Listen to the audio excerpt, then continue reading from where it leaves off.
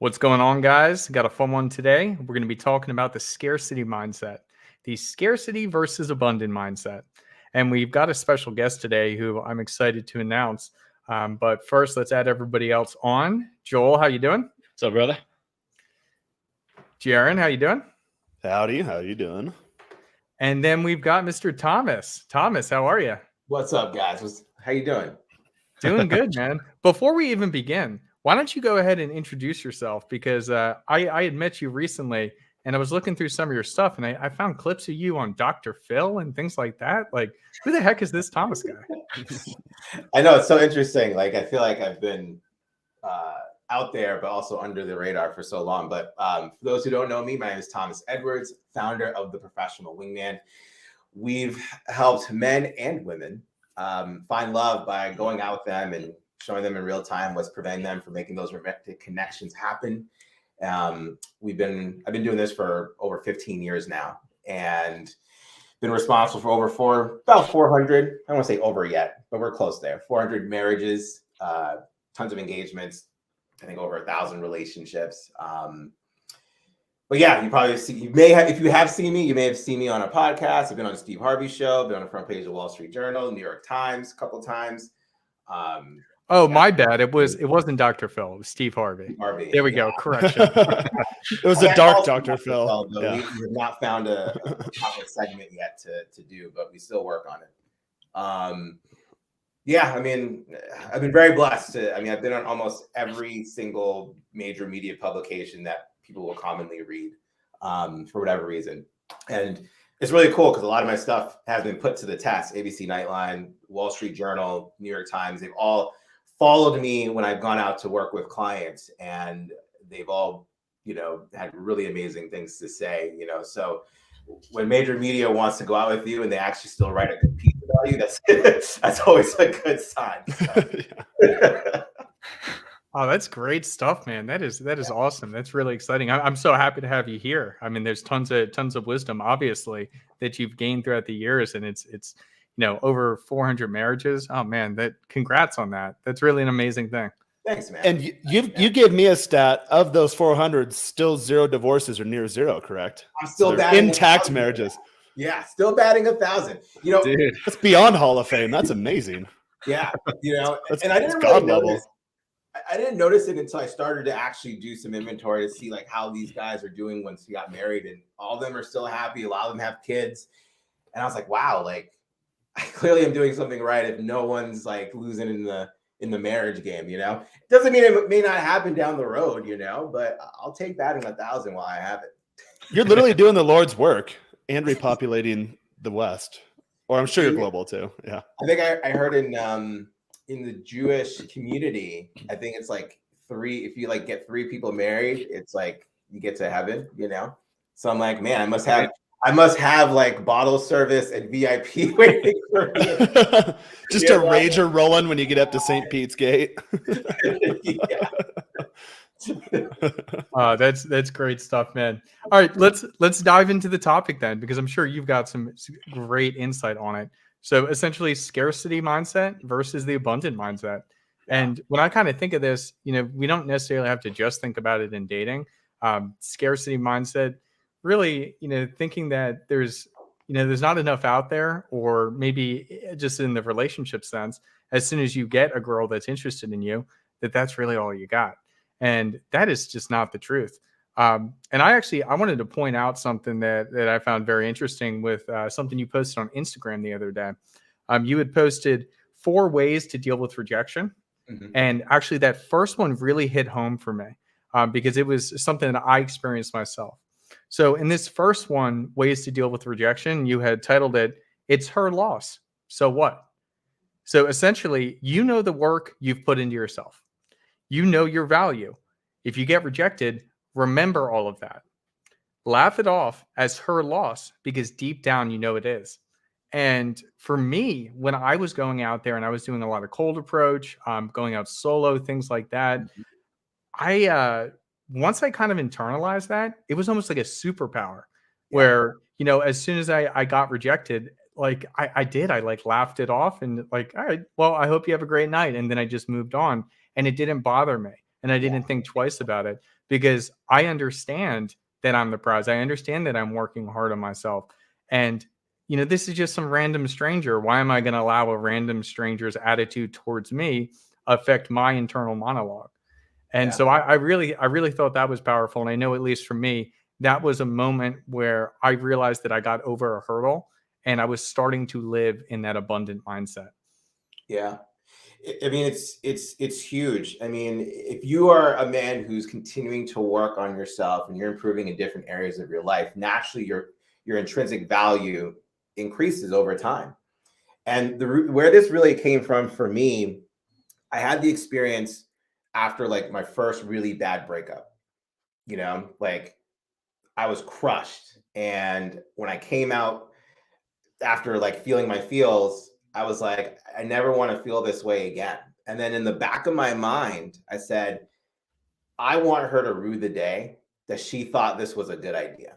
And I immediately started working out. I immediately started reading books and understanding about confidence and, building a social network and fashion. I mean, I was a total sponge. And when I applied those things, and I had never seen her again, but just that idea that I could see her again and I wanted her to see me so much better than how she left me, that it would just break her heart. And I kept that going. So, my second to last relationship, she actually got to see me. I saw her again after a breakup, and I got to witness what it was like. And you could see the regret on her face. She was like, man, you look good. You look so happy. She was not necessarily in a great place at that time. And she's gone on and she's gotten married and has kids, and she's very happy now. But like at that moment, I had such satisfaction because I used that to fuel me. And as I was going out there and meeting other women, and when they would reject me or deny me, I did literally laugh it off, because they had to allow myself to have my feelings controlled by someone who has no idea who I am, which is preposterous, knowing the value that I brought to the table, And so it shifted my mind from being in this place where I needed to survive and everything needed to matter, to like, man, as I continue to build my value, the options that are going to be available to me, it's going to be so much greater than what I even have now. So why am I worried about this one interaction that didn't turn out the way that I may have wanted? Right. And one thing that I think is super important about the way you described all that I want to point out, you had said that it was that bad breakup, that bad relationship that really inspired you to continue to improve. Now, I hear a lot of people in this space of men's self-development or things like that. And they kind of talk about it like, don't improve for a woman, improve for yourself. I would actually somewhat disagree with that, because I went through a similar thing myself where it was a very bad breakup, and it fueled me because I wanted her to see me in the future and see how successful. And yes, I am focusing on that validation to get from her. But when you allow yourself to be fueled that way, you get to that point where, that moment happens, but you're not going to go back to it because you have grown so much. Yeah. So I really don't think that allowing a woman to be the motivation is necessarily a bad thing. Even though they may say that, yes, you should be self-improving for yourself. But if you can find something that truly, truly motivates you and can keep you going, I don't think there's anything wrong with sticking to it. I wholeheartedly agree. I think the secret is like, you can't do that forever. So like you did it, you both did it well. You did it for the time being. I know, Aaron, you've talked to me as well. You use that motivation as fuel. But at some point, if you keep doing it for women's validation, that's where it becomes like the whole simp thing and, codependency and whatnot. So use it for a time if you have it, for sure. I agree. I would say just do what works. It doesn't really matter what the motivation is. So I use the example, and it's funny. I took myself off mute. I was going to say the same exact thing Huds did, to where we've all been there before. And you do have guys tell you, "Oh, don't do it for a chick, do it for yourself." But it doesn't really matter what you do it for. Just get it done. And years ago, I quit smoking cigarettes. I still vape every now and then, but I quit smoking cigarettes. And people ask me, "Wow, how'd you do it?" Everyone knows cigarettes are terrible for you. Everyone knows that they're going to screw you up. Everyone's been through all of the consequences of smoking, and you probably shouldn't do it. But for me, I knew that, but a cigarette it doesn't taste good, but it makes you feel really good. However, I got to the point where my core motivational factor, it was all vanity focused, and it all stemmed back to a chick. When I went through my divorce, I want to get really jacked in the gym. So that was a female focus. And the gym became one of my primary purposes. And that was to get over that heartache feeling that the girl had caused me years ago. And I started getting to the point in the gym where I was making so much progress to where, okay, well, how do I squeeze out an extra rep? How do I put a little more weight on the bar? And I started going through a checklist of things. I need to get better sleep. I need to start eating better. And it eventually got to the point where I need to quit smoking. It wasn't because of the health benefits. It went back to because I want to get stronger and jacked in the gym to show that chick who did me wrong. And at the end of the day, I've since transcended that years ago. But it doesn't really matter what that core motivational factor was, because I was still able to get it done. And then, as Joel mentioned, you do want to drop that at some point. So yes and no to where, okay, it shouldn't be the primary purpose of why you do things, but heartache sucks and pain motivates. Pain drives you forward. So take whatever that feeling is in your gut, channel it into a positive outlet, and then just fucking go for it.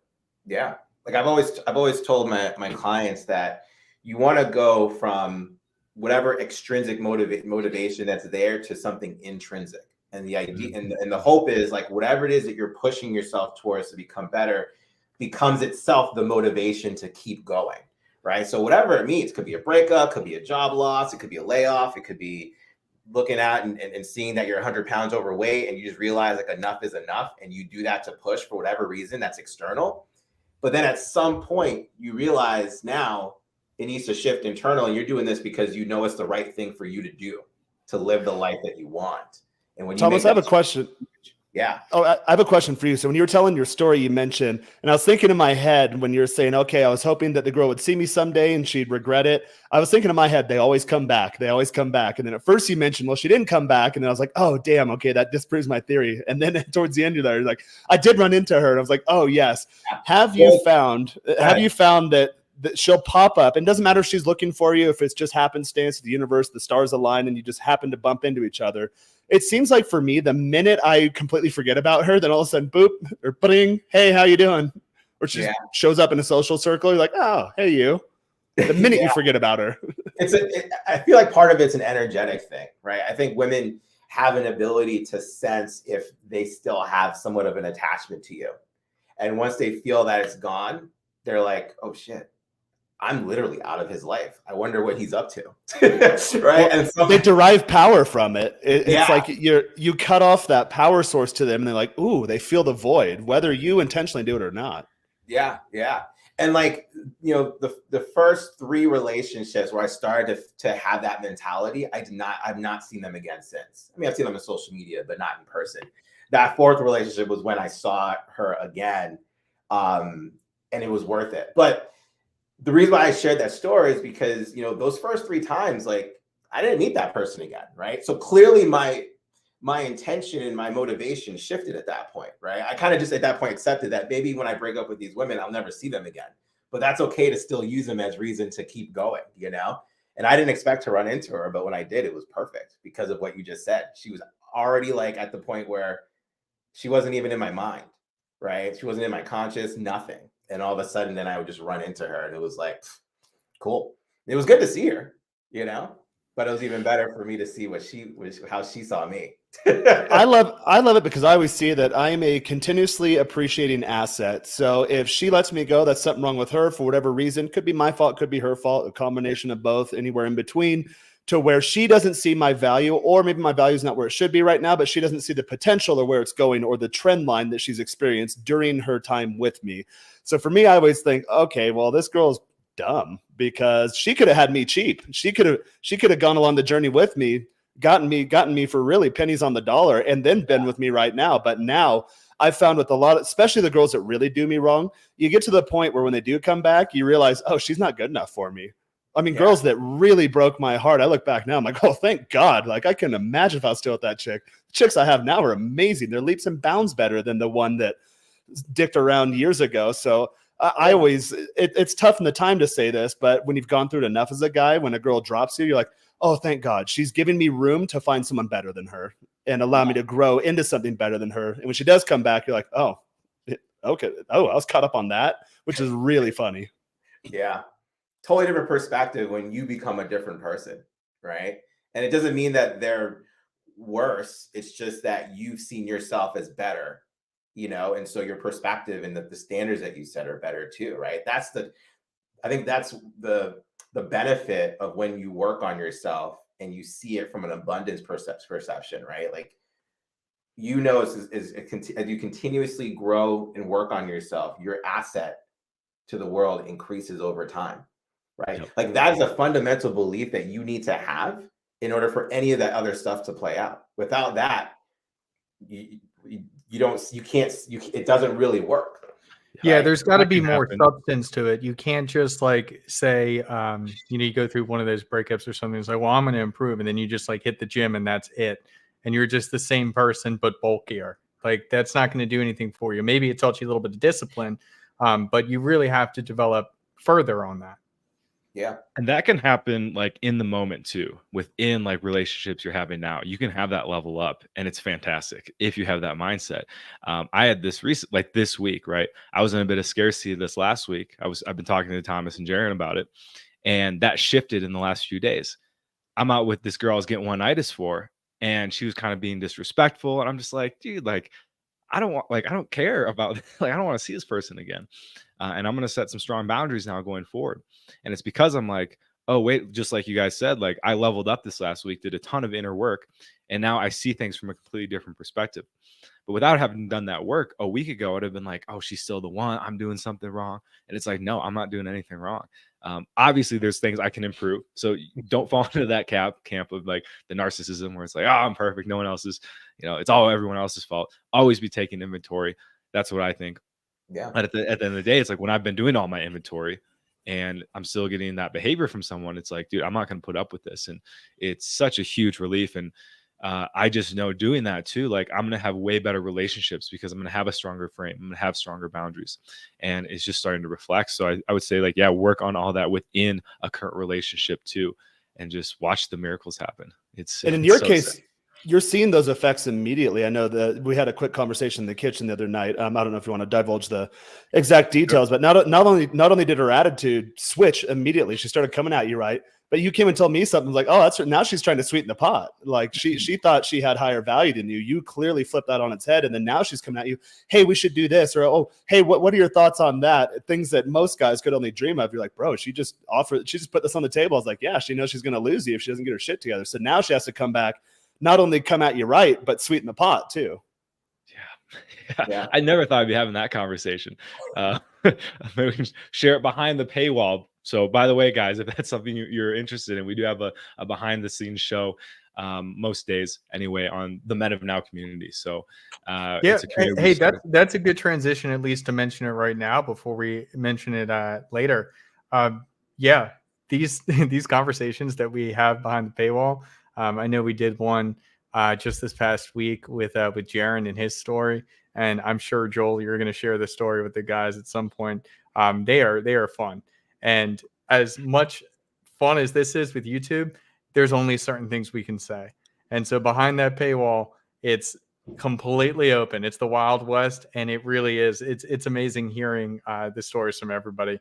So if you want to be a part of that community and have that additional conversations, level up with everybody else in there, definitely check that out below, menofnow.us. And if you want to sign up, today's the day to do so, because the price actually increases at midnight tonight. So no longer is it going to be $50 a month. It's going to be $75 a month. And then there will also be another price increase at the start of the new year. So for those that have gotten in early, you are locked in forever at that price of $50. That is the cheapest it will ever be. And that is a steal. And we just did it because we wanted to get things going, and we care more about helping people than we do about making money. And so, yeah, definitely hop in there. And even at the $75, if you're not ready and you need a little bit of time, that's still going to be so cheap compared to what we are building and where we are going. So definitely just want to remind everybody on that. And we'll talk a little bit more about it later. Yeah, get in at the 50 now just to lock in your price, because that does close tonight at midnight Eastern Standard Time. So if you get in at 50, decide you give it 30 days, hey, it's not for me, you leave and you come back, you're still locked in at the 50. So if you're on the fence and you've got $50 in your pocket, just get in right now, because you can always come back in the future at the 50. If you come in tomorrow, your rate will always be 75. Yep. Absolutely. Absolutely, guys. It's a great place to level up. You'll get to connect with all 4 of us within the group, and we do tons of live shows. You can get, if you have your own social media, we'd be happy to help you promote it and, share your message with the world. And that's what it's all about, just sharing the message.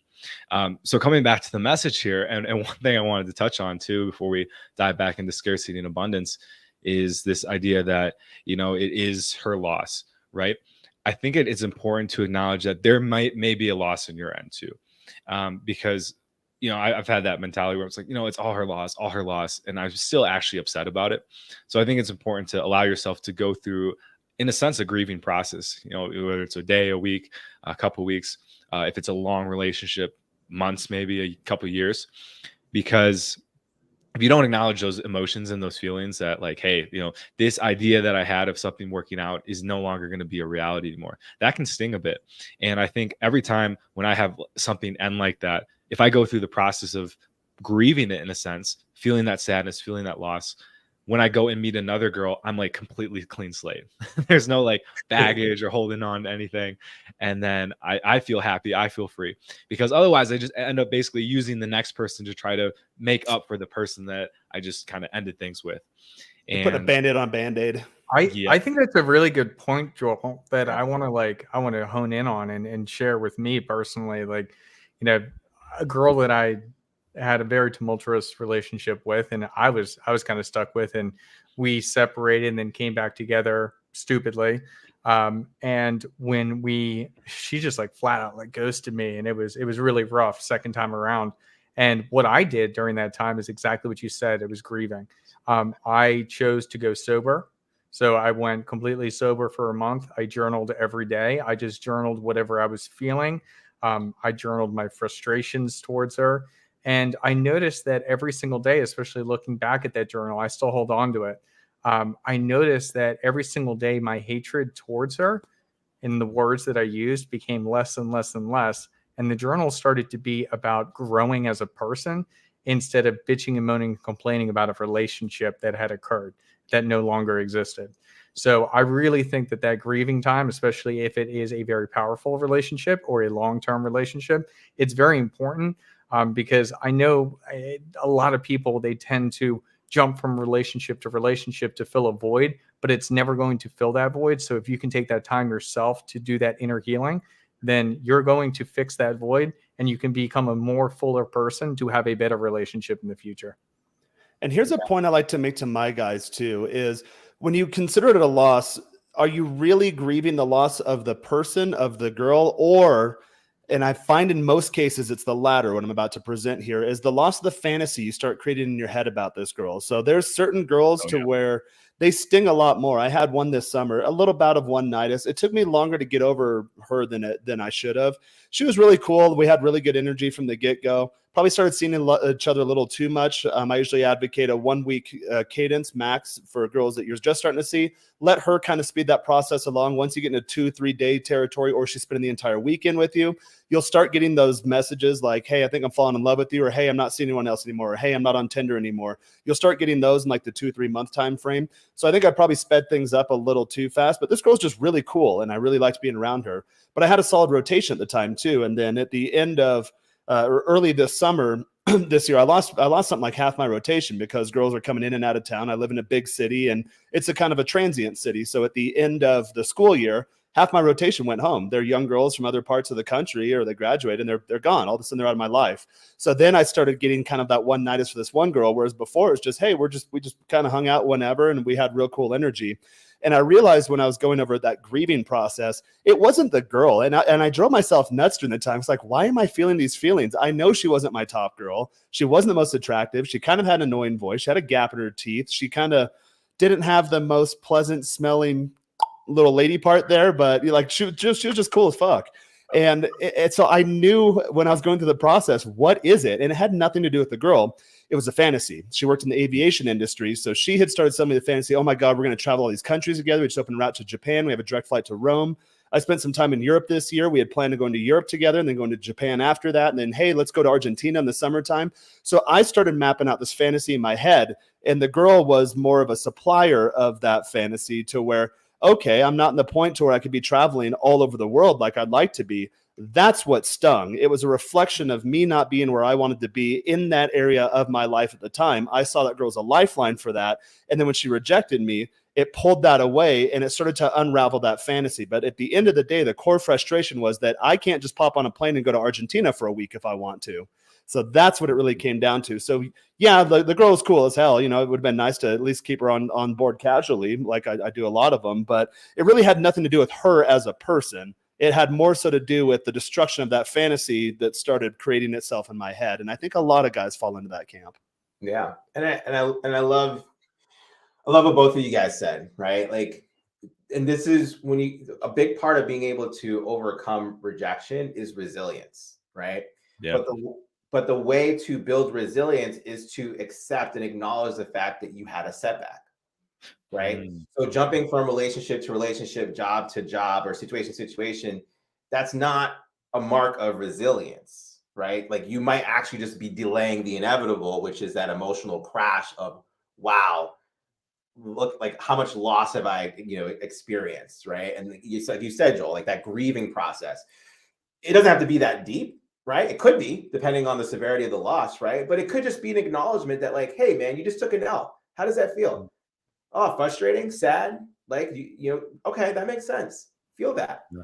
And now what are you going to do in response to that, right? That is how we build resilience. And those that we see out there that we kind of maybe idolize in some way, a lot of them don't talk about this part, right? But it's part of the resilience is not just going to do the next thing, right? If you go in and approach a woman and she rejects you, like, just going and approaching someone else, that's just that's a part of it. It's not the whole story. It's like saying, hey, you know what? That sucked. That hurt.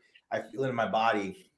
All right, what can I learn from this situation and now leverage to then go ahead and make that next interaction better? That's the core of resilience and how you can overcome that feeling of rejection. When you do it more over time, then it becomes a lather, rinse, repeat process that takes virtually no time, because you've been able to master the emotional cycle of being able to bounce back without having to numb the process by trying to get over something or someone by being with something or someone. It's like when you're a kid in sports, you always learn more from your losses than you do your wins. Like, I'm sure if you guys have played sports, I've been on winning teams where you just blow the other team out of the water. It's not even fun. You're not getting better. You kind of get complacent. You're not even really trying hard in practice. You got a team stacked with talent, and like, why am I even doing this? But especially if you're on a good team and then you take that loss, which is what I think happened to me this summer. I already had abundance. Like, I've got my dating life down, and then you get that one loss. You're like, I'm not supposed to lose at this. Like, I'm the champ, I'm the expert. But it's those losses that you really learn from. And I wanted to pose the question to the panel here in that sense that even if you do have abundance, you can still suffer those losses. You can still that one loss can immediately put you back in a scarcity mindset. I don't think that's a bad thing, but how do you do that? How do you go through that process? Whether you're in a scarcity or abundance mindset or not, we will suffer losses as guys. How do you get into an abundance mindset if you've just suffered a monumental loss, or if all you know is losing? Like, if you play on a losing team, I've been in slumps in baseball before where you widen your stance, you choke up on the bat, and you're like, just put the ball in play, don't strike out. And then there's times you're on a streak where, like, you're standing up cocky as fuck. You're like, I don't, like, best pitcher in the league, like near 0.00 ERA. I don't care. I'm going yard on this motherfucker. And it's that energy. So how do you get yourself out of a slump? Well, Thomas, why don't you dive into it, because you do have a perfect batting average. You're a slump buster. Yeah. That's a great question, right? So I tend to take a more like a philosophical take on a lot of these ideas, right? So when we talk about scarcity and abundance, let's go to sports. I think sports is a great analogy, a great example of this, right? And so football, right? It's football season. So these teams spend an entire week game planning for how they're going to defeat one opponent. And when that when that game plan works, you'll know because the scoreboard says they're up by 5 touchdowns, right? They're crushing it. All of a sudden, things are good. Here's what's really interesting. The scarcity mindset can show up literally at any time, even when you're peaking, right? And what ends up happening is if you notice it, they decide that they're going to change their strategy. We're not going to do what we did all week. We're up by 5 touchdowns. Let's change it up a little bit, right? And so now all of a sudden now you're doing a strategy that you have not practiced, right? These players have no idea how to do it. It's typical prevent defense. We'll put in a couple of the subs in there so people don't get hurt. And all of a sudden now the opponents, the opposing offense starts to build confidence because now they're completing passes, right? Might be dink and dumps, but they're gaining yards, they're scoring, and next thing you know, it's the fourth quarter and it's a 1-score game, right? And you're like, how did we get here? Scarcity mindset, right? You stop playing to win and instead you play to not lose. This is a great example of like what it looks like to experience one-itis, right? Where it's like, I've gotten this far. I've played my strategy perfectly. Now let's play to not lose. And that is actually how you lose. So the scarcity mindset is purely built on survival, right? Like, I don't want to lose. I don't want to die. I don't want to fail. I don't want to be rejected. And it's a totally like ego-driven process, right? Because the ego's number one program is to not die, right? And so when you're in abundance, it's about options. It's about freedom. You're no longer in your head. You're in your heart, right? And it's all about playing to win and continuing that process. So I guess the way that I circumvent the process of playing to not lose is to stick to the strategy of playing to win. So I remember I used to tell my clients, like, I would ask them, why do you feel like your relationships fail? And they would tell me what was going on. And I said, oh, like, you just weren't the same guy that she started dating. You became someone different because you chose to play not to lose her. Bro. So all of a sudden now she's like, you're not the same guy I started dating. I don't know. I don't remember what it's like to be attracted to you because you're a different person. And I'm not attracted to this person. I'm attracted to the person that I started to date and want to be in a relationship with. Where's that guy? Right. But you changed your strategy. So what has, I guess, been fail-proof because no one's gotten divorced yet is when you play to win, you do the things that got you into the relationship that reminds her of why she chose you by being that attractive person, right? Like you've now acquired the relationship and you have her attention, but you still need to show that you're attractive so she can maintain that desire and that memory of why she's with you. Because if she loses that, that's when you start to lose her. That is so powerful, dude. I really love how you like phrase that because that really is what it is. You know, guys end up switching to doing more of that. They switch their plays. They end up moving to playing not to lose, and they may placate more. They may do certain things like, oh, I'm going to start doing the dishes more. I'm going to start doing this more. Start doing that more. I don't need to hang out with the guys and do my hobbies anymore. My side hustle, my business, I can put that to the side so I can spend more time with her. And then, women don't try and self-sabotage their relationships. They really don't. But they may say things like that and want to pull you away and want more of your attention. And it's up to you to stay as the man who's playing to win or start playing not to lose. And it never works out. So I really thought that was really powerful how you put it. I know with me, like, you're always going to trip up. Like, I know back years ago when I was actually still dating, and I was just cycling through Hinge, there was one time that I was set up for a date literally down the road. Like, I had a pizza place that was like 2 minutes down the road. Everything was like golden. I was going to meet her there. It was going to be super easy night for me. If things went well, we can just go 2 minutes down the road back to my place and see what happens from there. And it was the most bizarre thing that happened. And it was like literally within the hour, it was like maybe 55 minutes before we were supposed to meet.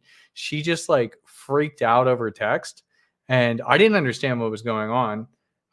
Essentially, she was like, what should I wear? Because she had never been to this place before. And I just, I said something sexy, like, I don't know, like, wear a dress.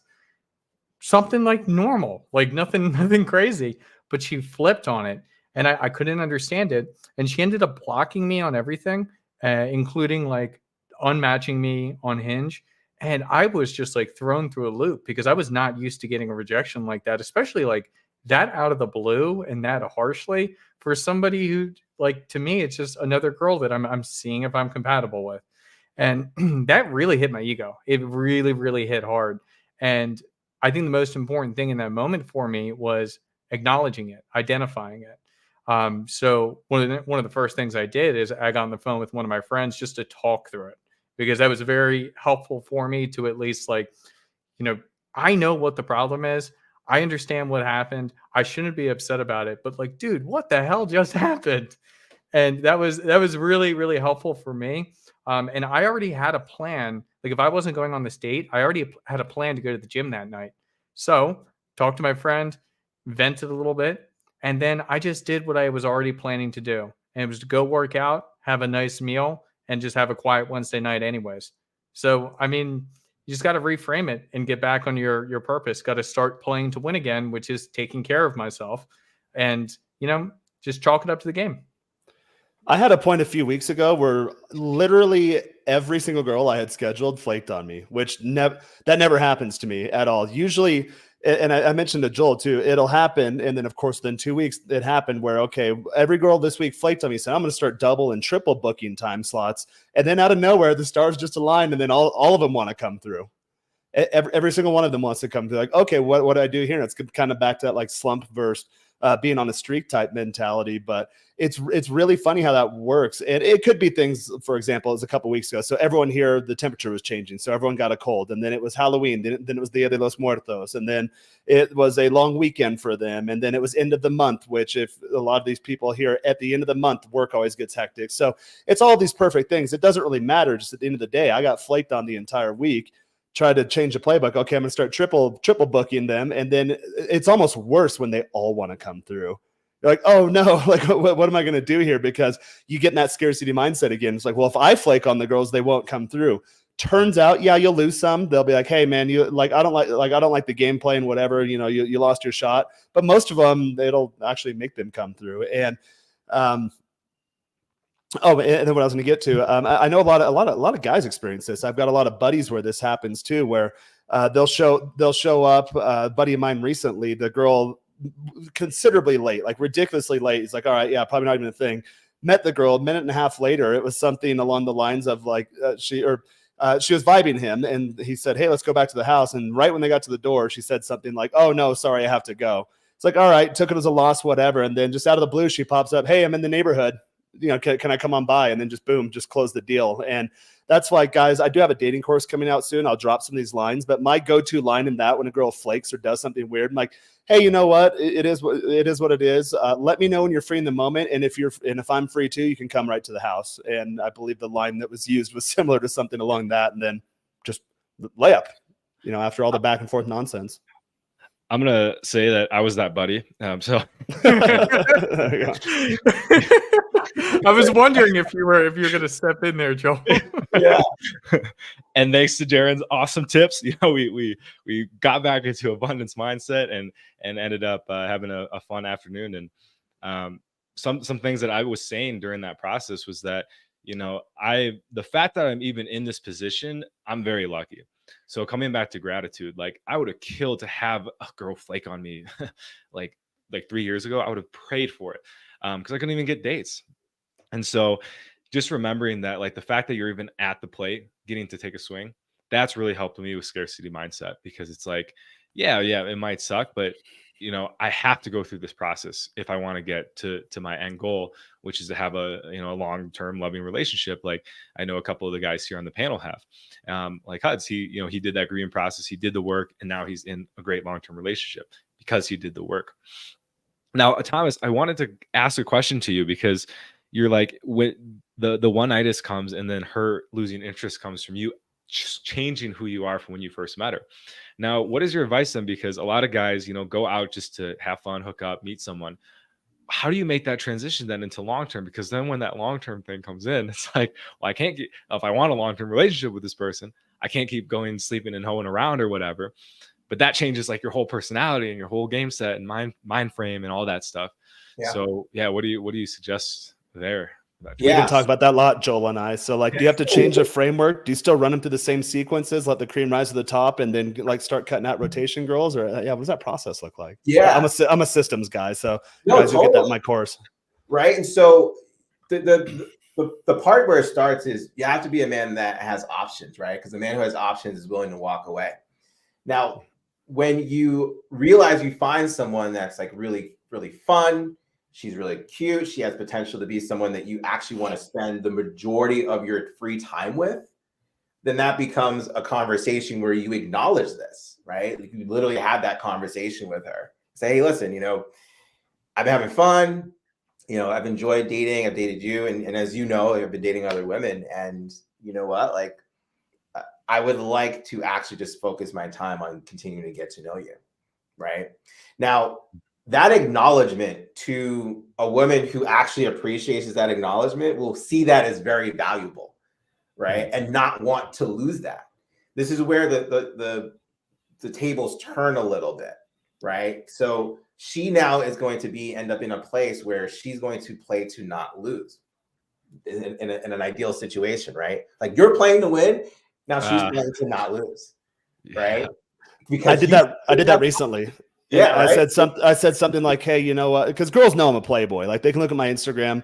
Met a girl this last weekend. She saw me flirting with other girls, making out with multiple chicks or whatever. They know what they're getting into. Girls are not dumb. But there's a point, hung out with her, I think, twice in the last 7 days, to where I said something to her. We were in the shower the other day, and I told her, I was like, hey, I actually really dig you. I was like, didn't acknowledge the fact that I'm a playboy. I was like, I really like your vibe. I really like your time together. I like where things are. I like where they're going. And keep it up. You're doing a good job. And I mentioned that in my dating course too, where let the girl know, because in her head, she's like, these guys are playboy. Like, I've got a different girl over right now. Might have a different one tonight, whatever. But I was like, hey, like, I actually like you. Just want to let you know that. Yeah. And like, here's the thing. Even though you are choosing one person, like your one option, you still have options, right? Because you can walk away at any time. Like that is also something important that you have to hold in terms of your mindset. And also the frame is like, I always have options. I'm actually choosing you as my sole option. Like that is a big deal, right? And the benefit is she gets more of your time.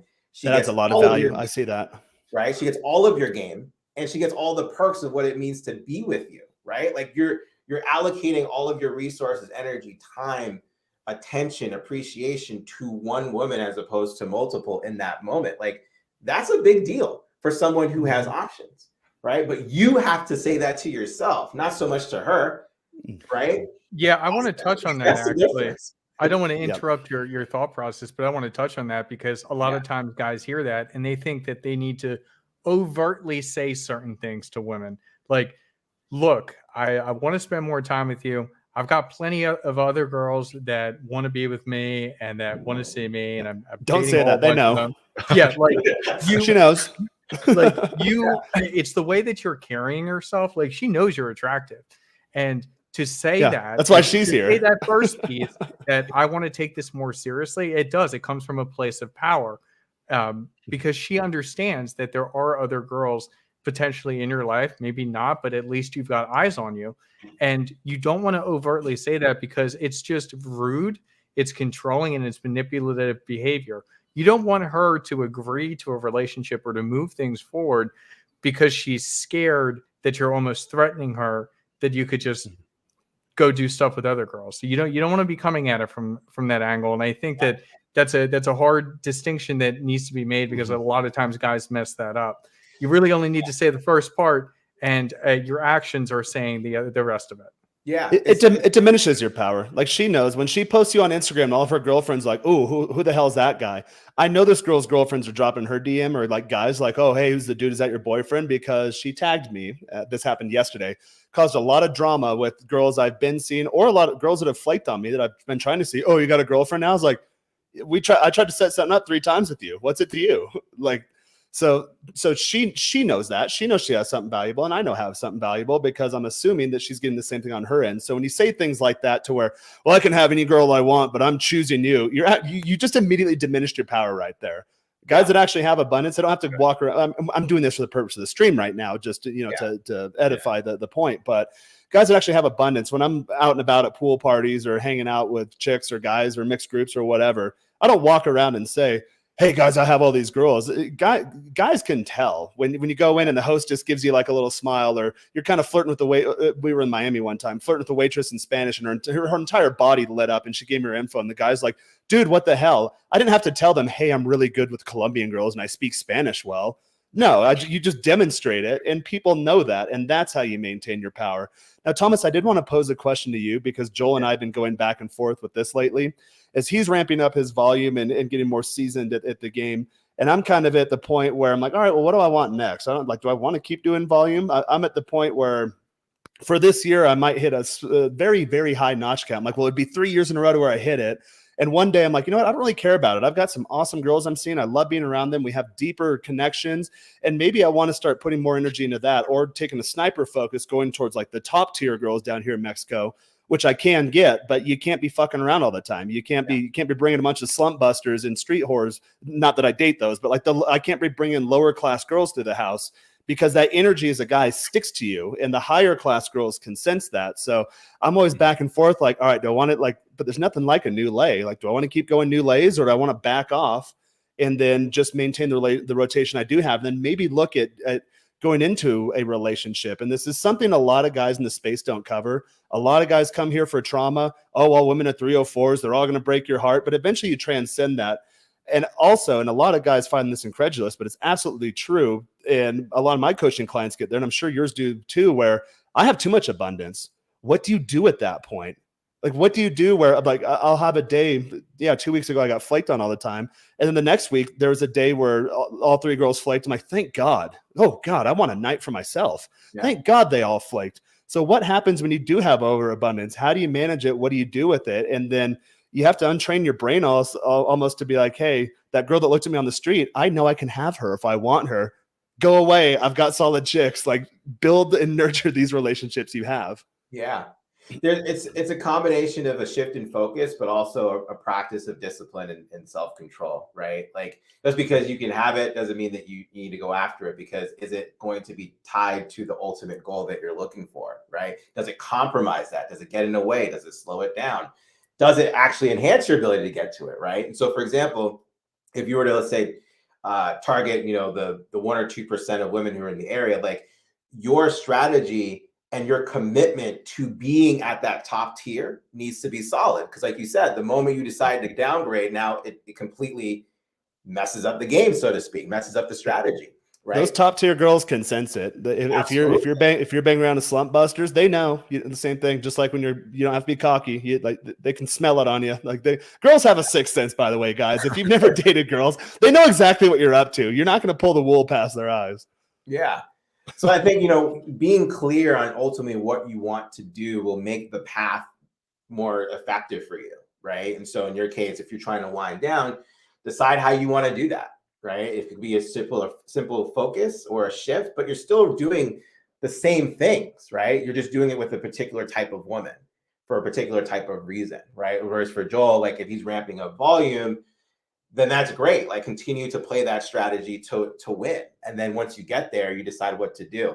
I think for a lot of guys, where they screw up is they have one ultimate goal that they may have never reached before. So it becomes the singular focus. And sure enough, with the right development, maybe the right coaching or the right track, they get to that goal. But then now what? Right? And a lot of guys don't know what that now what is. So all of a sudden now they're lost, and then now in the rigmarole, however you say that, right? But the rhythm of just like staying where they are, right? Which is kind of weird, right? Like, if you want volume and you reach that climax, and that's now kind of mundane, right? There's no sense of fulfillment, but you're still there, right? You're still doing those things. So from the outside perspective, you're living the life, but internally you're completely lost, right? So you need another goal. Yeah. You need another direction. But as you mentioned earlier, you still have to run that playbook that's working for you. So, for example, and I do a whole module on this in my course. It's the second module about, like, what is it you want in your dating life? And you have to structure it, and you have to be systematic. So I get a lot of coaching clients say, hey, Jaron, you run the volume model. I don't necessarily want to do that. I'm looking for a long-term girlfriend or a wife. And then they'll say, but I still tell them, like, okay, even let's say you do find the perfect girl in the wife, at some point she's going to be a one-night stand. The first time you sleep with her, that's a one-night stand until you see her again. Yeah. Then maybe you can say, okay, she's a friends with benefits. And then you see her on the regular. Now she's a plate. Now she's a rotation girl. Then you have the conversation, hey, what are we? Are you seeing anyone else? Now she's your girlfriend. You can't just go, you can't go into the dating market and be like, I'm looking for a wife. Okay, guys, try that. Put on your Tinder profile, I'm looking for a wife. Sit down on the first date and be like, hey, here's a checklist of things I'm looking for in a wife. Do you meet this? Do that? You have to run them through the sequence. Yeah, and it doesn't work for those girls. Guys like me know that those are easy pump and dumps.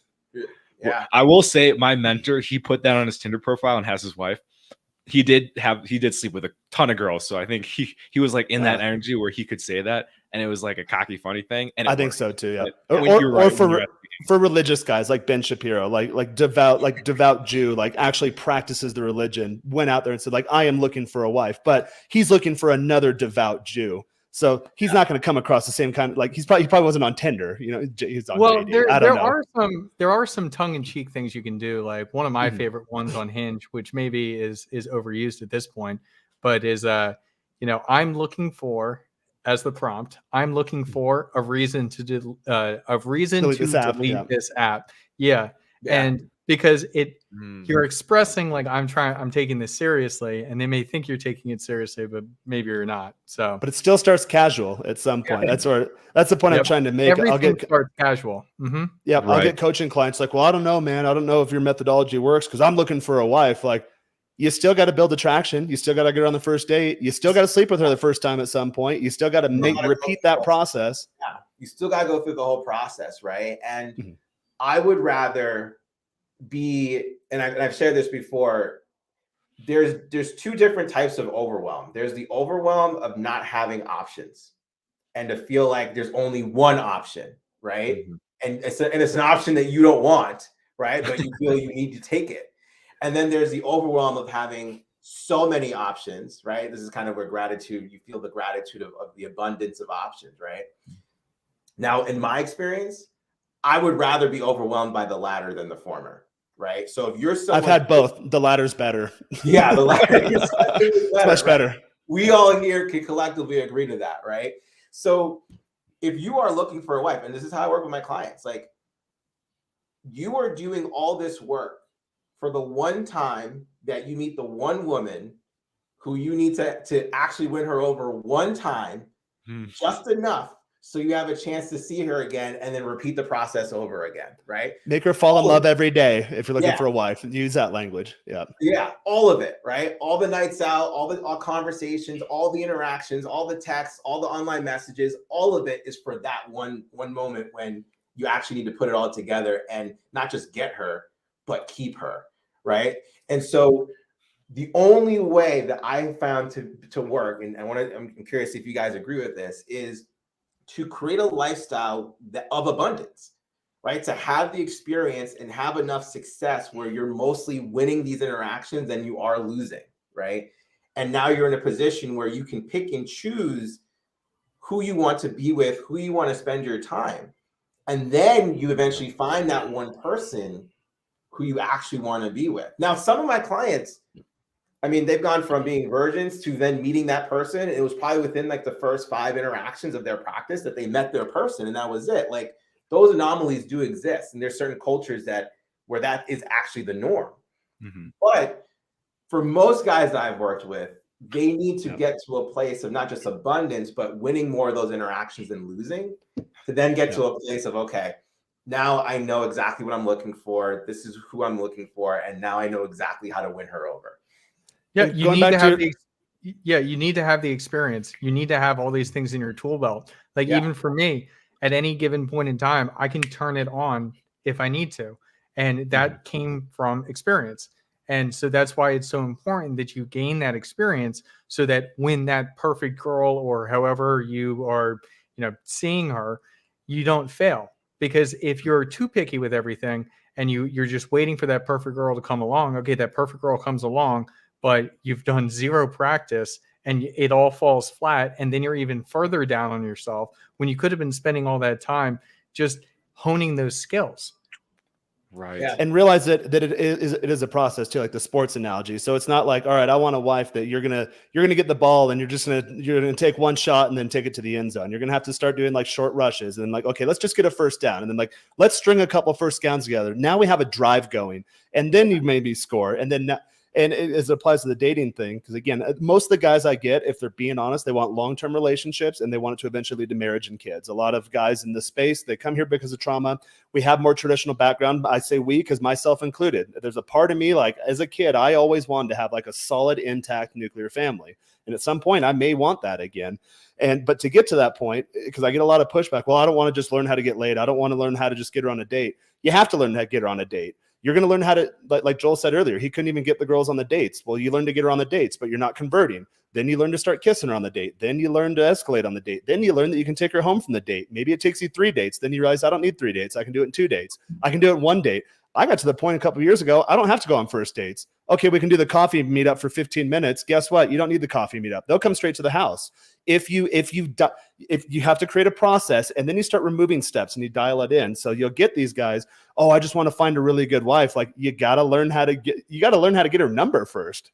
Then you got to learn how to text her. Then you got to learn how to get her on the date. Maybe you'll book 5 dates in a week, but none of them turn into lays. Well, guess what? You can set dates, but you can't convert them. Now you're going down the next step of the process. And that's why I say, I swear to God, I'm not trying to pitch my course, but it's kind of becoming like that. It's a soft pitch to where you have to build a structure. You have to build a framework. Yeah. And Thomas, I love your analogy. You have to have a playbook and a playbook that works. And you're not gonna have a playbook full of just Hail Mary touchdown passes. You're gonna have to learn how to get to that point and then execute correctly for you.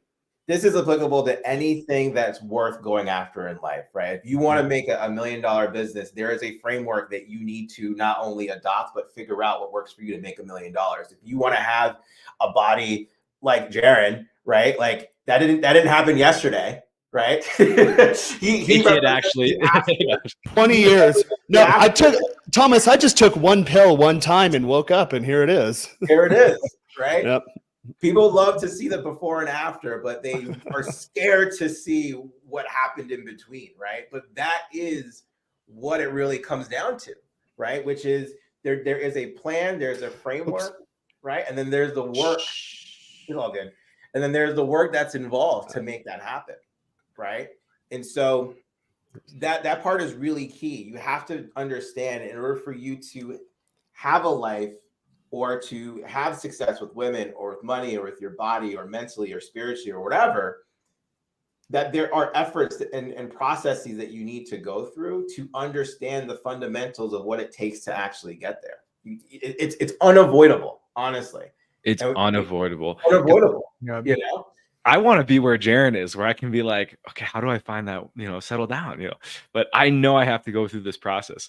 But so coming back, it's like, I got to be grateful. And then Joel, now I'm getting good ones. I'm not even saying that's what I want. I'm saying like, is that something I should start thinking about? And then just like 3 hotties fall in my lap, top tier girls, like not 9s, 9.5s in my lap. And not only do they like me, they fucking love me. They're all over me. I'm like, whoa, I'm just throwing that out there as a possibility. I'm not saying that's even what I want. So it's really weird how the universe does listen. Well, so to kind of wrap what you said, just from what I'm hearing, I know you asked Thomas, it sounds like from what Thomas said is like, yes, keep doing what you're doing, but maybe tone it down a bit. So you're only focusing on the girls, and then be disciplined on the times that you are spending with women. That's kind of what I heard from it. But then like your situation today, you'll get a WhatsApp or an IG like, hey, I happen to be in the neighborhood, can I swing by? You're like, yep. Like, and that Joel, sounds like what it is. Joel, you're the addiction guy. It's like, all right, I'm not going to drink anymore, but alcohol just manifests in front of you. You're like, oh, really? Like you don't even have to go get it. It just shows up. Yeah, it's Joel, I don't know what's going on with you, because you're like, months ago, it's like, I really want to like up my dating game. And now it's at that point where it's like, I'm really trying to be focused on work, but these girls just keep hitting me up and I can't get my work done because they always want to hang out. I don't know what's going on. Oh, it's a rough life you live, man. Living in abundance now. Yeah. And that's the thing, man. When you have options, you can choose to not exercise them, right? And now sometimes that can be tough, because if you worked really hard, very tough to get those options. Yeah.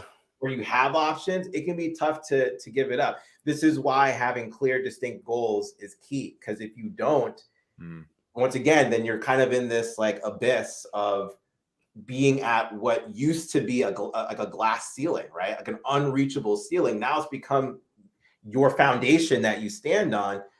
But where do we go from here, right? And I think there's a lot of guys who might be afraid to determine that because of what it might cost them, the perceived cost, or could just be like, I don't know. This. I spent my entire life trying to get here. I never even thought of, what would life look like after this, right? But if you just give yourself some space, you can figure it out. And I'm not saying specifically to you, Jaron. I know that once you decide, it'll work itself out. Oh yeah. But for most guys, understand that what you think is an impossible dream, you can get to, and then there's still a what's next. So keep that in mind so that you constantly have something to work towards. Otherwise, the thing that you're holding on dear to you that becomes your foundation can easily be rocked, and then you can lose it all. And I've been through that experience myself, so I know firsthand. I think about that with addiction, and I was thinking about that through the whole time. People get sober just to get sober, and then they're sober and they're like, well, what do I do now? What's now? Like, I don't have a purpose. I don't have a plan. I have no idea what I want. And that's like what I coach. I'm guessing you as well, Thomas, coach people to find that purpose. Like, yeah, having that thing that you can wake up every morning that's bigger than the addiction itself is, I think, really powerful. And you're right.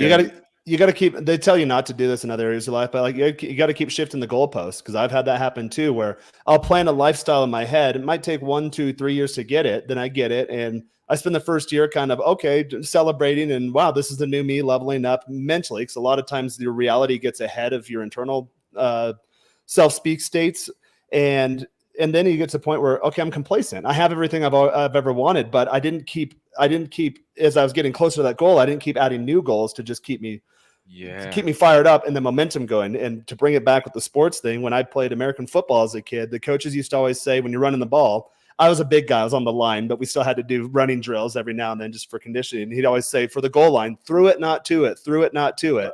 Once you hit that goal line, even if you get through it, you got to keep pushing that goal line back out. Otherwise, you're just going to stop running. You're just going to stop running, and then wonder, well, why isn't life progressing the way it was these last few years? Like, bro, you let up on the gas. Yeah, and you see it in sports too. You see it like people spend their whole lives chasing a sports career, and then they get there, and then the career's over, and they're like, "Who am I?" Same with business and work. You chase the money for your whole life. And I go to work addiction recovery meetings, and there's so many people that have just spent their whole life dangling the carrot, and they get to that carrot finally. And they're entire 20s was spent doing that. Yeah. Entire 20s, 30s, 40s, 50s, 60s. They're like 70 years old, and they're like, the money didn't get them what they wanted. So yeah, it's really important to have that plan and those goals, and then like reach out to people like that can help you get those goals. That's always a big thing for me, is to part of abundance in my life is having people that also live in abundance that can tell me when I'm not living in abundance and help me get back on that track. I call it, they talk me off the ledge. That's how I like to call it. Yeah. I got you, man. I talked you off the ledge again. So, and just, a quick thing. We all do that as well. All 4 of us here, we do help men level up in whatever it is: fitness, finance, relationships. We have Philly's best dating coach over here to my side, and Thomas and I, we both do recovery stuff, the whole gambit. So definitely reach out to us if you are looking for that one-on-one support and someone that can really be that guide and help you kind of get out of your own way. That's how I like to see it. And especially, we've made mistakes so you don't have to. That is the key of coaching. You can save years from your life by just asking the right questions and not doing some of the things that we did. So that's great, man. Yeah, I think at this point, probably a good time to wrap, and we can go through. Yeah, like I put that in the public chat by accident. My bad. Get No, you excited on these things. Yeah, you're good, man. I'll give you a training afterwards on how this stuff works. And then guys in the comments. So I see a couple of you guys, like anyone else, Phil, Brad, FR Aviation, QB, like guys, get in that private group. We're closing the early bird pricing tonight at midnight.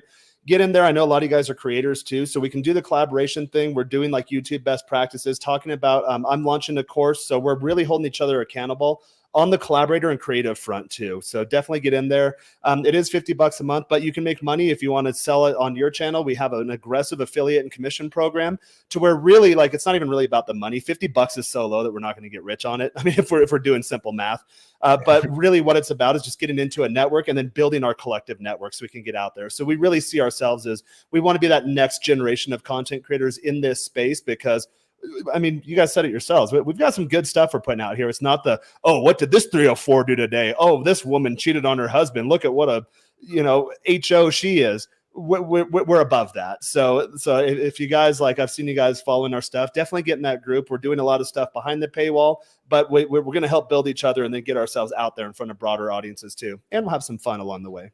Yeah. Absolutely. That's a great plug, man. I really appreciate it. Yeah, the community has been fantastic. Like I'm absolutely blown away by the quality of people in there and how much knowledge everybody has. I mean, how we've got like bonus things this week. We got a business development talk, and then we have another talk that's coming up on Tony Robbins. We had some guys that went out there to do one of his courses. So yeah, no, it's just like nonstop. It's like every week. That's abundance. I don't have enough time to do all these webinars that you guys keep pushing out.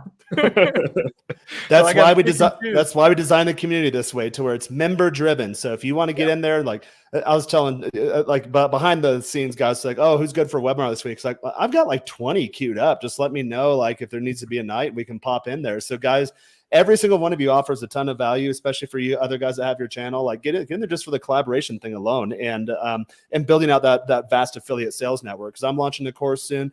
Didn't know how to do a course. Guys in the community are coaching me through that. If you guys want to do a course at some point, do it. One of the guys in the community, he's a high ticket coach. I did a coaching session with him the other day. He's like, hey, bro, you need to be charging like 10 times as much what you're charging. Mindset shift. Went through 2 hours of whatever his process was and starting to update those belief systems. So like $50 a month, like that's a bar tab at a dive bar, like that's nothing. Yeah. So definitely guys, if you're watching at the time of this, if you're watching live, it will go up the price tonight at midnight Eastern Standard Time. So get in there now, just to lock in the price even. And it's an investment too, guys. Like I would even suggest not looking at it as more as a price, as more of an investment to yourself and to your relationships and to your business. I need to reframe that in my pitch. Yeah, it's an investment. Hey, and guess who taught me that? Ricky, who taught you about to raise your coaching prices. So his name is Ricky Goodall. You can check him out on YouTube, right? We've done podcasts together. He's an awesome dude. I met him through coaching. So he reached out to me to quit marijuana and he did that. And now we're like homies and we talk and I introduced him to Jaron and it's like, it's just crazy, right? Fellow American Mexican. It's still weird. Saying, I am legally Mexican and Ricky is too. He's an awesome guy. And yeah, he's been coaching me as well. And, we're all here to just help each other. So speaking of webinars, Thomas and I are going to be hopping on a stream on the Sprout University channel on Tuesday at 5:15 Eastern to talk about sober dating. So we're going to keep this conversation going on how you can date without alcohol, without the use of drugs. And I'm really excited for it, man. Yeah, me too. That'll be a good one. I tell my guys for a game, they're like, I think I'm really good at game. Can you game sober? No, you're not good at game. Like for me, that was a milestone personally. Like, can I game chicks sober? Once I got to that point, I see a little one behind you. I know. That's cute. You had a little head coming over the seat. Sober game, dude. Look at the results. Interestingly enough, I'll do a little bit of a preview. I actually had a contract in my agreements with my clients that they couldn't have. I can still see her. They couldn't what? They couldn't have more than 2 drinks in our time together. So that's a good one. I like that. It really challenged them to have to be present in their ability to do it. And what ended up happening was they were able to retain a lot of what I was coaching them on. So it was a huge. And I'll talk more about like why that was the case. But it's if you can figure it out, I mean, the level of freedom and abundance you can create for yourself because of it, game changer. Oh, I love that. All right, let's do a around the horn here. I know you're getting a little distracted by the little one, but let's go around the horn. We'll start with you, Thomas. If you want to just plug anything you may have coming up, where people can find you. Yeah, best place to find me, honestly, you can go to theprofessionalwingman.com, but you can also find me on social media. I'm on most as Thomas H. Edwards Jr. I have my Instagram, same, and YouTube, which is the same. That's where a lot of my content's coming up. I'm going to be coming out with a couple awesome things I think will be really helpful for most men around dating and relationships. I'm being very cryptic about it because I want to let these guys know first before I go public with it. But it will happen this week. So if you want to know what's going on, follow me on social media. You'll hear about it first. Good stuff. Good stuff. Jaron? Going reverse horn. Yeah, you guys probably know me. So Instagram at Gringo Guides, hit me up. I do a lot of fat to fit stuff, dating stuff, namely online dating, creating an inbound online dating funnel. That is primarily my course is on. That will also do, there's 3 core modules. So the first one is like setting your goals, making yourself over, making sure that you're the best man to put out there. The second core focus is to how do you put your analog self out there in the digital world via digitally mediated channels. That's all of the apps and the app strategies, all of the texting. How do you actually do that? And the process of getting that digital, that pixels on a screen to meet you in person. And then the third core focus is now you have her in person. How do you develop that analog relationship? So there's a lot of meat in there. Spent a long time doing it. So that course will be dropping here shortly. Definitely hit me up on Instagram at Gringo Guides for more info on that. Hold on, Jaron. That's going to be around the Black Friday timeframe, right? Sure will. Yeah, that'll be the hard launch. So that everybody knows, stay tuned for information because that Thanksgiving week, Black Friday, there's going to be a lot of stuff going on. So 2 weeks from now, the course is going to be launching. I've already gone through it. Yeah. Joel's gone through it. Yo, this thing is I've been yelling at Jaron behind the scenes because there's too much information in this thing. It's that I don't feel like there's enough. Like, and then I'll have a girl over, and then I'm like, oh, I didn't put that in there. Like, oh, I didn't mention that. Oh, I completely forgot that. So, guess what, guys? As you get in there, it comes with a series of calls too, one that corresponds with each module. I will also amend and upgrade the course too, because as I'm going through it, it's like, oh, I completely left that topic out, and there's so much there. So, and again, if you've listened to me, if you've been following me for a while, I follow a flexible framework. I'm a systems and structures guy. So I build a roadmap, a playbook, a blueprint is the analogy I use in the course that looks different for every single guy in every different situation. So I do share mine along the way and why I came to those inferences or why I came to those conclusions as far as why I manage those things. But really it's about holding your hand, getting you to present the best version of yourself, figuring out the strategy to actually get those girls together. And then the big one, which Thomas mentioned earlier, hey, now you can get girls. I know the little ones there, so I'll clean up the language. Hey, now I can get what I wanted in the dating game. How do I retain it? How do I build this into something deeper and more meaningful and more lasting? And again, that's what most guys want at the end of the day. So it's very comprehensive. If you've been following me for a while, you know that I can get what I think is a 5-minute prompt and do a 3-hour thesis on it. This course is no different.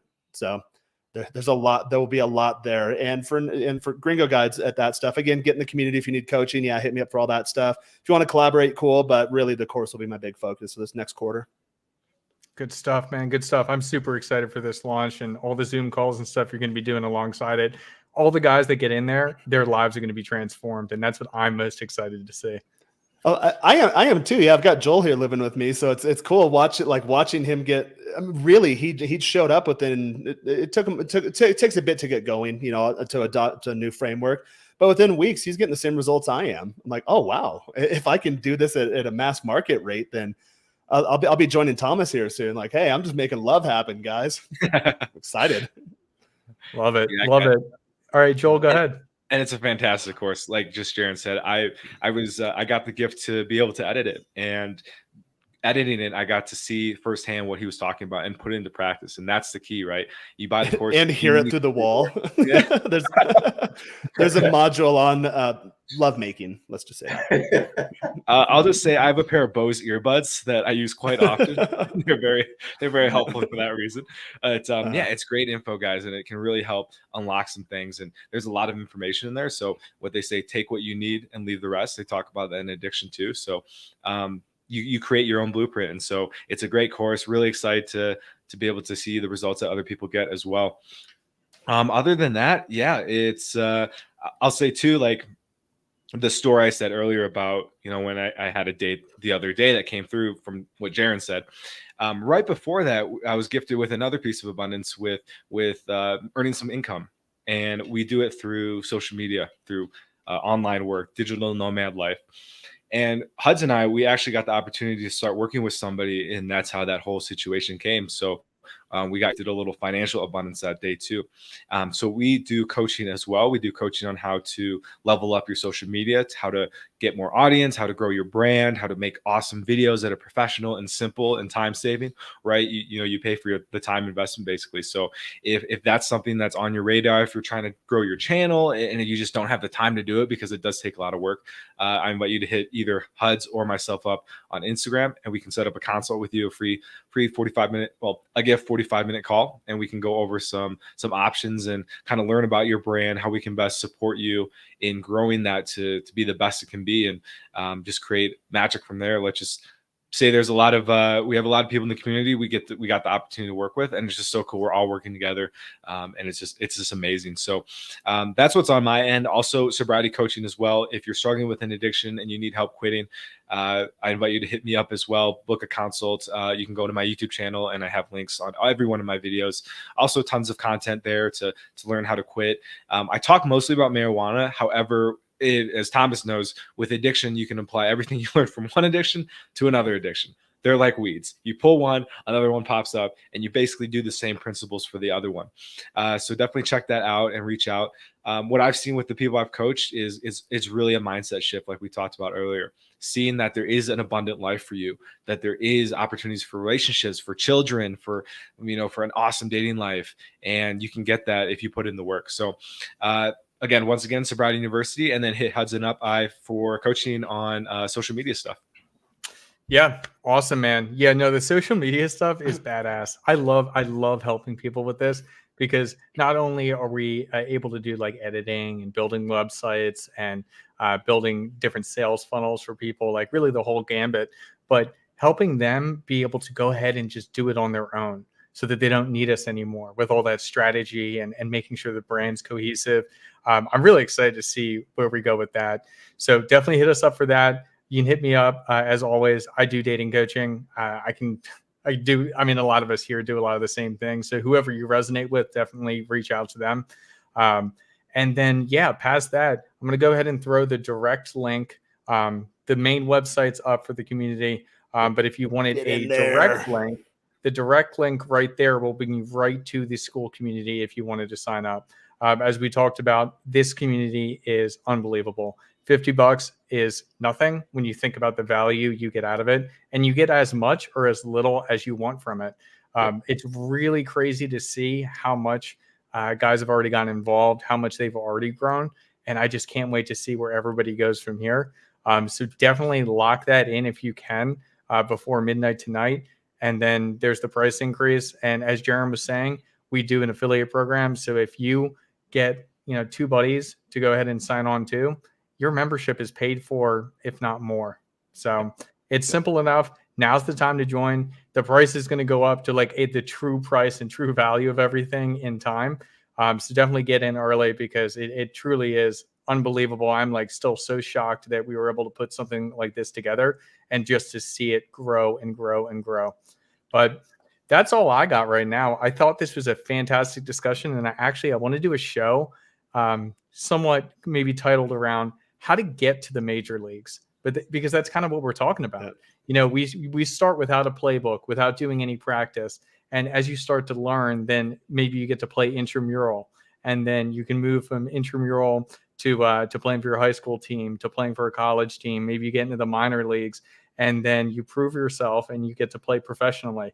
There's very few people that get to play professionally and step up to that plate with the opportunity to hit. So that's where we want to get you. And it really is unbelievable once you develop that skill set to be able to do so. So I think that would be a really cool show topic to kind of like talk about what that progression looks like. Because that's kind of like the other side of that scarcity abundance. I know we kind of touched on it a little bit, but going more in depth into it. But one of the last things I'll say is, if you're out there and you're thinking about coaching, maybe never done it, one thing that you want to pay attention to, and I don't know if these guys will agree, but I really stand by this. You want a coach whose sole responsibility is to bring out the best in you. Like that's their number one objective, is to see what you could be and help you bring it out, because you can't, right? And a way for you to gauge how good a coach is is that they not only eliminate the problems that you came in with, but they actually are helping you create different problems that you never knew you could have, but you've always wanted. Wow. And when you get to that, when you get to that place, that's when you know you have a great coach working with you, right? And so, and that could be the same for like a network, right? Being a part of Men of Now could be that substitute for having a coach. You have an access to amazing people. You have access to all of us. That potential, right? So really look for that, because that's what you want. You don't want just your problem solved. You want problems that you never thought you could have, but you have always wanted. I love that. That is the truth. It makes me think about when I do have clients that reach out to me, like, you know, months down the road after we've stopped working together because we don't need to work together. And they're like, dude, they come to me not complaining or looking for an answer. They just come to vent because it's funny, because they never imagined themselves in those types of situations dealing with those types of problems. So I really love how you phrase that. Man, God, that poked a hole in my ego, because I'm like, I just want a coach that can solve all my problems. It's like, nope, you got to create new problems, and then you create better problems. A coach that wants you to be out there on your own. And HUD's taught me this, right? You don't want a coach that's like, hey, I want to work with you for 30 years because you need my help. No, that's what therapists do. And therapists can be very helpful at a time, but you want someone that's, you know, going to push in and say like, hey, like, you are good enough that you don't need me anymore. And in fact, that you could probably help other people, right? A coach should be able to coach my guys. Or I said, my guys do better than I do. Because like I'm focused on coaching guys. Like they're just focused on getting the knowledge and putting it into practice. And like most of my clients outperform me. That's good. That goes to show you're doing something right. I mean, it's the same with me. And quite honestly, my ego, I get jealous. I get jealous of these guys out there living the life. But you know what? That's what makes me happy, though, is because that's what I want them to be able to do. So it's a double-edged sword, but I'm very happy with where I am in life. Yeah. All right, guys. Well, I got to jump. So sounds good. Here. Thank you, everybody, for tuning in. Definitely check out the community. And we will be back next week. All right. Peace out. Bye. These guys.